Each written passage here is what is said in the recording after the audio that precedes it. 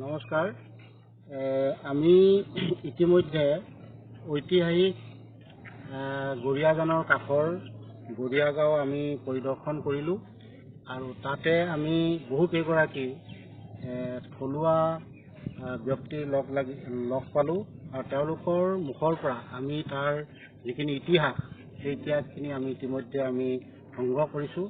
বৰ্তমান আহি আমি শৰাইঘাট যুদ্ধৰ অন্যতম বীৰ বাঘ হাজৰিকাৰ স্মৃতি বহন কৰা অন্যতম এক কীৰ্তিচিহ্ন বাঘধৰা পুখুৰী আৰু বাঘধৰা হাইস্কুলৰ কাষত আমি আছোঁ আৰু মই যিডোখৰ ঠাইত এতিয়া থিয় হৈ আছোঁ এই ঠাইডোখৰে এটা সময়ত বাঘধৰা পুখুৰী হিচাপে বিখ্যাত আছিল আৰু এই পুখুৰীটো 1999 চনত কিছু দুষ্কৃতিকাৰী বুলিয়ে ক'ব লাগিব ব্যক্তিয়ে দুদিনৰ ভিতৰত ডাম্পাৰে মাটি আনি পেলাই এই পুখুৰীটো পুতি পেলাই আৰু পুতি পেলাই এক স্মৃতি বহন কৰা এই চিহ্নটো নাইকিয়া কৰে আৰু যি কি নহওক এইটো যথেষ্ট দিন হৈ গ'ল আৰু বৰ্তমান আপোনালোকক আমি দেখুৱাব বিচাৰিছোঁ এই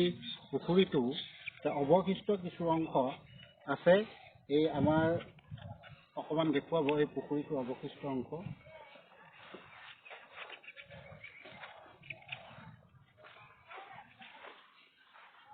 কিছু অংশ পুখুৰীটো পুতি নেপেলোৱাকৈ ৰখা হৈছে।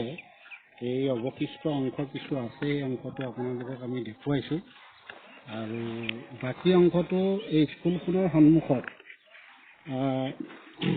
স্কুলখনৰ এইফালে আপোনালোকে চাব পাৰে কিছু অৱশিষ্ট অংশ পুখুৰীটো থাকি যোৱা কিছু অৱশিষ্ট অংশ এতিয়াও আছে। এই এতিয়াও মানে পুতি পেলোৱা নাই, এইখিনি আছে। আৰু বাকী মই আপোনালোকক পুখুৰীটো এটা সীমা দেখুৱাই দিব বিচাৰিছোঁ যে পুখুৰীটো ধৰক এনেকৈ আহি পেলাই এইফাললৈ এনেকৈ গৈ পেলাই এনেকৈ স্কুলৰ বেক চাইডলৈকে আছিলে আৰু এটা সময়ত এই স্কুলটো সেই পুখুৰীৰ এটা অংশ পুতি পেলাই স্কুলটো ইয়াত স্থাপন কৰা হৈছিলে আৰু তাৰ পাছত বাকী অংশটো স্কুলৰ সন্মুখত যিটো বৃহৎ অংশ আছিলে পুখুৰীৰ সেইটো 1999 চনত তেতিয়া AVP চৰকাৰৰ দিনত এই পুখুৰীটো পুতি পেলোৱা হয়। যিকি নহওক আমি এই পুখুৰীটো আৰু এই হাইস্কুলখন পৰিদৰ্শন কৰিবৰ কাৰণে আমি বাঘ হাজৰিকা জাগৰণ মঞ্চৰ ফালৰ পৰা এটা সজাতি দল আহিছিলোঁ আৰু আমি এইটো পৰিদৰ্শন কৰি আছোঁ আৰু আমাৰ মাজত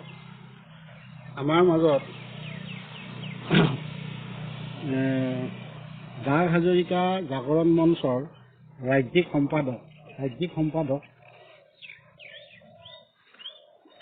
সম্পাদক শামছুল বাৰিক ডাঙৰীয়া আছে। তেখেতক এই সম্পৰ্কত এই বাঘধৰা পুখুৰী আৰু এই বাঘধৰা হাইস্কুলৰ যিটো স্মৃতি চিহ্ন আছিলে আৰু এই স্মৃতি চিহ্নটোৰ যিটো পুখুৰী সেই পুখুৰীটো ইতিমধ্যে পুতি পেলোৱা হৈছে আৰু যিখন স্কুল আছিল সেই স্কুলখনো ইতিমধ্যে তাত ল'ৰা ছোৱালী নাই, সদ্যহতে পৰিত্যক্ত অৱস্থাত আছে। এই সম্পৰ্কত আপুনি কি ক'ব বিচাৰে? হয়, নিশ্চিতভাৱে এইটো এটা ঐতিহাসিক তথ্য। বাঘধৰা পুখুৰী আৰু বাঘ হাজৰিকা উচ্চ মাধ্যমিক বিদ্যালয় এই দুইটাৰ লগত অসমৰ এগৰাকী ঐতিহাসিক বীৰ, অসমীয়া বীৰ বাঘ হাজৰিকা ওৰফে ইছমাইল ছিদ্দিকীৰ নাম জড়িত হৈ আছে আৰু শৰাইঘাটনৰ পিছত তেখেতে এই অঞ্চলতে আহি বসতি স্থান আছিলে। ৰজাই তেখেতক বসবাস কৰিবলৈ স্থান দিছিলে আৰু এই হাজৰিকা উপাধিৰ পৰা আমি গম পাওঁ যে 1000 পাইকৰ ওপৰৰ এজন বিষয়া আছিলে। গতিকে এই বিষয়াজনৰ স্মৃতিৰ লগত জড়িত গুৰুত্বপূৰ্ণ তথ্য দুটা হ'ল এখন হ'ল বাঘধৰা যিটো পুখুৰী, য'ত বাঘধৰা পুখুৰীৰ পৰা বাঘ হাজৰিকা বা তেওঁৰ পৰিয়ালবৰ্গই পানী তাৰ পৰা ব্যৱহাৰ কৰিছিলে বা ইয়াৰ আশে পাশে ব্যক্তিসকলেও পানী ব্যৱহাৰ কৰিছিলে। আৰু ৰজাদিনীয়া এটা ঐতিহ্যৰ ভিতৰত এইটো এটা ঐতিহ্য। আমি যিবিলাক ৰজাদিনীয়া পুখুৰীৰ কথা কওঁ, যিবিলাক পুখুৰীক লৈ আমি গৌৰৱ কৰোঁ অসমীয়া জাতিয়ে, তাৰ ভিতৰতে বাঘধৰা পুখুৰীটো এটা অন্যতম পুখুৰী আছিলে। এতিয়া সি পৰিত্যক্ত অৱস্থা। কিন্তু এতিয়াও আমি আশা কৰোঁ কেৱল বাঘ হাজৰিকা জাগৰণ মঞ্চই নহয়, অসম আৰু অসমীয়াক ভাল পোৱা প্ৰতিজনেই এই স্মৃতি সংৰক্ষণ কৰা প্ৰয়োজন বুলি মই ভাবোঁ। ধন্যবাদ। এইখিনিতে মই ক'ব বিচাৰিম যে শৰাইঘাট ৰণত বীৰ বাঘ হাজৰিকাই অংশগ্ৰহণ কৰিছিলে আৰু এই ৰণখনত এগৰাকী অন্যতম সহযোগী তপন গোহাঁইক লগত লৈ তেখেতে মোগলৰ শিবিৰত ঢল পোৱাতে গৈ পেলাই ইটাখুলিত সেই সময়ত যিবিলাক মোগলৰ শিবিৰ আছিল, শিবিৰত যিবিলাক কামান আছিল, সেই কামানত বাঁহৰ চুঙাৰে ঢল পোৱাতে গৈ পেলাই পানী ঢালিলে আৰু যাৰ ফলত সেই কামানবিলাক বিকল হৈ পৰিল আৰু বৰটোপ নুফুটিলে আৰু নুফুটাৰ ফলত অসমীয়া সেনাই অতি সহজে সেই ইটাখুলি ৰণ জয় কৰিছিল। আৰু এই ইটাখুলিয়ে প্ৰকৃততে শৰাইঘাট ৰণখন জিকাৰ অন্যতম এক কাৰণ আছিল। শৰাইঘাট যদি ইটাখুলি ৰণত কেনেবাকৈ অসমীয়া সেনা হাৰিলহেঁতেন, হয়তো শৰাইঘাটৰ সেই পানী যুদ্ধত অসমীয়া সেনা জিকাৰ কোনো নিশ্চয়তা নাছিল। যি কি নহওক, এই শৰাইঘাট ৰণ জিকাৰ পাছত এই বাঘ হাজৰিকাক সেই সময়ৰ স্বৰ্গদেৱে এই স্থানতে এটা পুখুৰী খান্দি পেলাই আৰু ইয়াৰ কাষতে বাঘ হাজৰিকাক স্থাপন কৰিছিলে। আৰু তাৰ পৰৱৰ্তী সময়ত মানৰ আক্ৰমণৰ সময়ত সেই সময়ত হয়তো তেওঁ বা তেওঁৰ পৰিয়ালৰ মানুহবিলাক ইয়াৰ পৰা পলায়ন কৰিবলৈ বাধ্য হৈছিল বা তেওঁলোক ক'ত গৈছিল, ক'ত আছেগৈ, এই বিষয়ে বৰ বিতংভাৱে জনা নাযায়। তথাপিও ইতিমধ্যে মফিজুদ্দিন আহমদ হাজৰিকা, জিয়ালমালিনী কবি, তেখেতৰ পঞ্চম পৰিণতি বুলি কয়।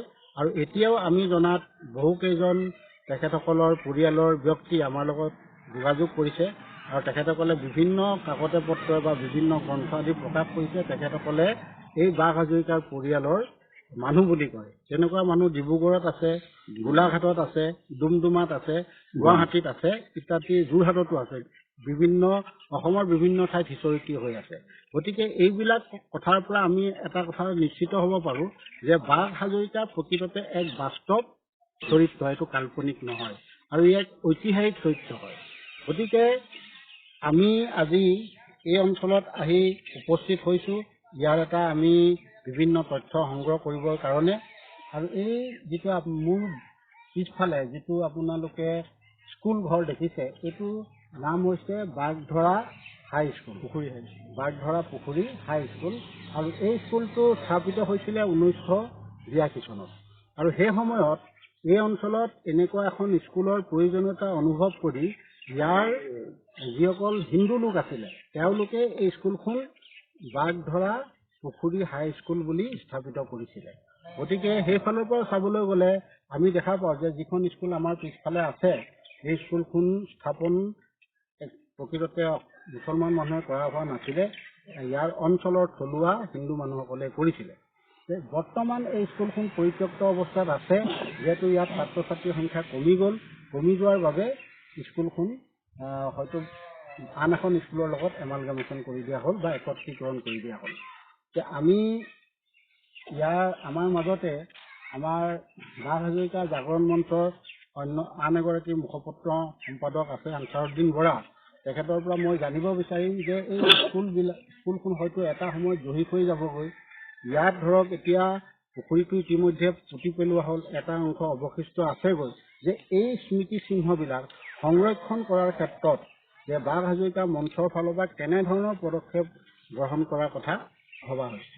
এটা চৰকাৰলৈ অনুৰোধ যে ইয়াত এখন ফলক হওক, এই ফলকত এই কথাখিনি লিখা থাকক যে এইটো এটা বাঘধৰা পুখুৰী আছিল এটা সময়ত, আৰু আহোম স্বৰ্গদেউসকলে এই পুখুৰীটো বাঘ হাজৰিকাৰ ইয়াত বসতিৰ কাৰণে ইয়াত খন্দাই দিছিল। এনেকুৱা ধৰণৰ কিছু স্মৃতি বহন কৰিবৰ কাৰণে এখন ফলক হওক। আৰু এই হাইস্কুলখন যিখন উচ্চ মাধ্যমিক বিদ্যালয় যিখন বন্ধ হৈ গ'ল, চৰকাৰে পাৰিলে বা স্থানীয় ব্যক্তিসকলে যদি পাৰে ইয়াৰ সুব্যৱস্থা কৰি এটা পুথিভঁৰাল হওক বা অন্য কোনো এটা প্ৰতিষ্ঠান হওক, যিখিনি স্থানীয় লোকসকলৰ কাৰণে কামত আহে আৰু লগতে এই বাঘ হাজৰিকাৰ কথা যাতে তেওঁলোকৰ মাজত আমাৰ মাজত যাতে সোঁৱৰাই থাকে। ধন্যবাদ। আমি বৰ বেছি দীঘলীয়া কৰিব বিচৰা নাই। আপোনালোকক আমি ইতিমধ্যে বাগধৰা পুখুৰী হাইস্কুলৰ বিষয়ে কৈছোঁ। আপোনালোকক দেখুৱাব বিচাৰিছোঁ যে এইটো কাৰ্যালয় এটা সময়ত হয়তো সম্পূৰ্ণৰূপে চলি আছিলে, কিন্তু বৰ্তমান স্কুলখনেই মানে পৰিত্যক্ত অৱস্থাত আছে বা বন্ধ হৈ গৈছে আৰু স্কুলখন বেলেগ এঠাইত বা চামিলকৰণ কৰা হৈছে। যে আমি ইয়াৰ আগতে যেতিয়া আহিছিলোঁ, মই ইয়াতে এখন ফলক দেখিছিলোঁ, মানে বাগধৰা হাইস্কুলৰ এখন ফলক লাগি আছিলে, কিন্তু আজি আহি পেলাই আমি সেই ফলকখন দেখা পোৱা নাই। হয়তো ইয়াৰ পৰা কিবা কাৰণত এৰুৱাই লৈ গৈছে বা ইয়াৰ পৰা কোনোবাই এৰুৱাই দিছে। আৰু তথাপিও আমি আপোনালোকক দেখুৱাব বিচাৰিম যে এই বিদ্যালয়খনৰ পাছফালে দেৱালত এই বাগধৰা হাইস্কুলখনৰ বিষয়ে লিখা আছে। এটা অনুদান পোৱা হৈছিলে, সেই অনুদানৰে কিমান পাইছিলে কি কথা লিখা আছে। তাতে বাগধৰা হাইস্কুলখনৰ নামটো লিখা আছে। গতিকে মই আপোনালোকক এই ভিডিঅ'ৰ দ্বাৰা এইটো দেখুৱাব বিচাৰিছোঁ। ইয়াতে লিখা আছে যে শৌচাগাৰ প্ৰস্ৰাৱগাৰ ব্যৱহাৰ আগত পানী ঢালিব, এনেধৰণে লিখা আছে যে বাগধৰা পুখুৰী উচ্চ মাধ্যমিক বিদ্যালয়। আৰু এইটো ৰাষ্ট্ৰীয় মাধ্যমিক শিক্ষা অভিযান অসমৰ অধীনত শিৱসাগৰ জিলা সৰ্বশিক্ষা মিছনৰ দ্বাৰা মুঠ 3,78,000 টকাৰে নিৰ্মিত বুলি ইয়াত লিখা আছে। আৰু ইয়াতে স্পষ্টকে বাগধৰা পুখুৰী উচ্চ মাধ্যমিক বিদ্যালয় বুলি উল্লেখ কৰা হয়, যদিও ফলকখন আমি দেখা নাই। এই বস্তুটো মই এইকাৰণেই আপোনালোকক দেখুৱাব বিচাৰিছোঁ যে হয়তো ইয়াৰ পাছৰবাৰ আমি যদি আহোঁ 2 এবছৰৰ পাছত, এই দেৱাল লিখনটো ইয়াত থাকিব নে নাথাকে, এইটো এটা সন্দেহৰ আৱৰ্তত থাকি গৈছে। গতিকে সেইকাৰণেই মই এইটো আপোনালোকক দেখুৱাই দিলোঁ আৰু আমাৰ ভিডিঅ'টো আজিলৈ ইমানতে সমাপ্ত কৰিছোঁ। ধন্যবাদ।